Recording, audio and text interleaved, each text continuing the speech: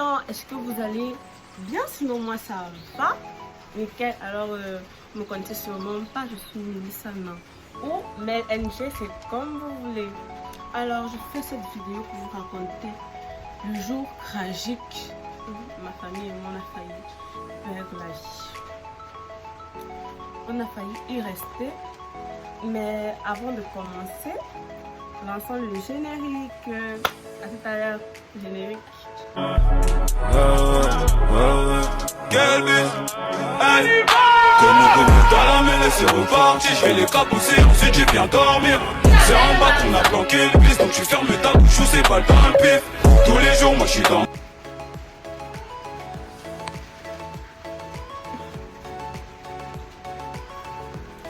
Alors l'histoire commence en 2016. Oui, 2016. Quand ma famille et moi on a décidé d'aller à Kribi-la-Belle.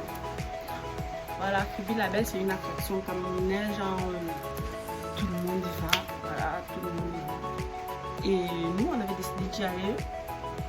On était tout excités, tout contents. Mon papa, père à son âme, avait décidé de nous faire passer les vacances de rêve. On était tout contents. Et comme vous connaissez les enfants avec le bavardage, on nous a dit non, ne racontez pas, ne racontez pas. Et je ne sais pas qui allait raconter dans le quartier qu'on devait voyager. Il y a une maman du quartier qui est venue nous dire: ah, votre voyage, ne voyagez pas parce que vous allez mal voyager. Mon père, comme les enfants bavardent encore, on a encore porté, on est venu dire à mon père qu'il y a une femme au quartier qui a dit qu'on ne doit pas voyager parce que si on voyage, on va voir. Mon père est en mode, elle qui, on va voir par rapport à quoi elle s'équipe, tout.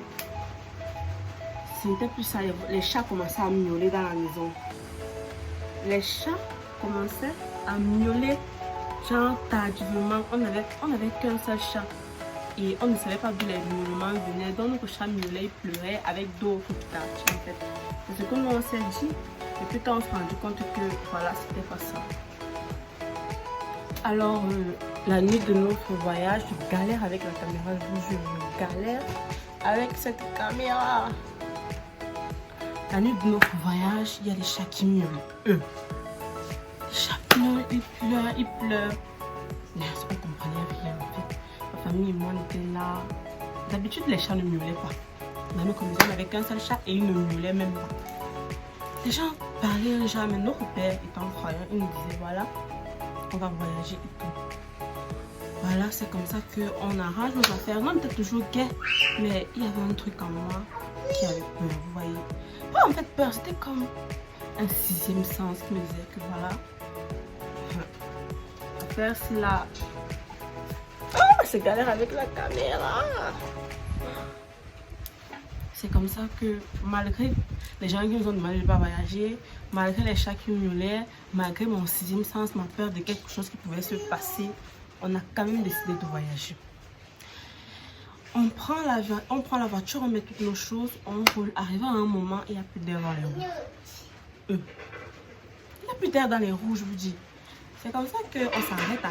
C'était 4 heures, oui, c'était 4 heures. Il y avait une femme, comme je dis, quelqu'un de fond rien là. Elle arrangeait les voitures, c'était une mécanicienne. À 4 heures, elle était éveillée pour servir la nation. Applaudissons pour les femmes. Elle vous charrie. Elle nous a mis l'air dans les roues et tout. On a continué le voyage. C'est comme ça qu'à un moment... ma grande. C'est comme ça qu'à un moment... notre conducteur commence à accélérer. Il accélère tellement qu'on prend peur, on panique, on lui dit mais qu'est-ce qui t'arrive? Vas-y doucement, on n'est pas pressé. Tu vas nous faire quelque chose là et puis on va dire que vas-y doucement. Et on va que le gars il dit non, je connais, je m'écrise. Et à un moment, il y avait le brouillard quoi. Il y avait le brouillard. Dans le brouillard, il est tombé tout d'un coup. Parce qu'il y avait le brouillard dans la nuit noire, nous seuls, il n'y avait pas de voiture en route. Il y avait un brouillard épais en fait.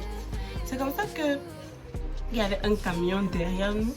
On essaye un peu de faire en sorte qu'il nous conduise parce que lui, on avait une petite voiture, il avait le camion, c'est le gros capot, la plus grosse voiture quoi. il essayait de nous éclairer dans le brouillard et tout.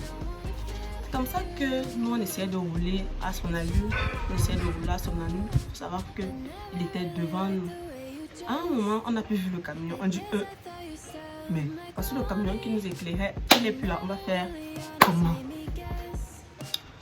Mais notre conducteur, lui, continue à accélérer. On ne sait pas pourquoi. À un moment, il se décide à ralentir parce qu'on lui mettait la pression. On lui disait, mais ralentis, pourquoi tu accélères autant? Ralentis, ralentis. Au moment où il décide de ralentir, quand il ralentit, on se rend compte qu'il y avait un camion derrière nous. C'est vrai qu'on ne le voyait pas. Le camion, il nous a... Seigneur, j'ai oublié son nom.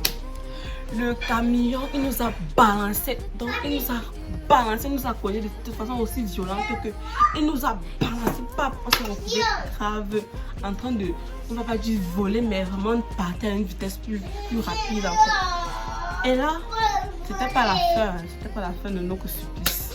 On s'est retrouvé projeté sur un autre camion. Genre, on s'est rapatiné. Et Dieu merci, quelques minutes avant ça, mon petit frère ne se sentait pas bien.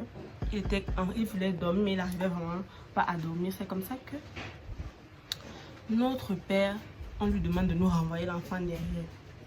Donc, quelques temps avant, on a renvoyé notre petit frère devant. Il faut savoir que mon petit frère, lui, il avait 9 ans. C'est quand moi j'avais 14 ans, parce qu'on a 5 ans d'écart. Lui, il avait 9 ans. C'était en 2016, je crois.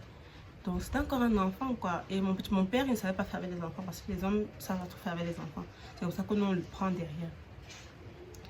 Dieu merci. Quand le conducteur il a été projeté, mon père a été projeté. Mon père lui s'est juste blessé à la tête. Le conducteur il s'est fendu la langue. Il s'est fendu la langue le pauvre. Dieu merci. On allait à l'hôpital, on a pu recouvrir sa langue. Mon père, on a soigné ses bobos. Nous, on avait juste les égratignures. Notre petit frère a survécu.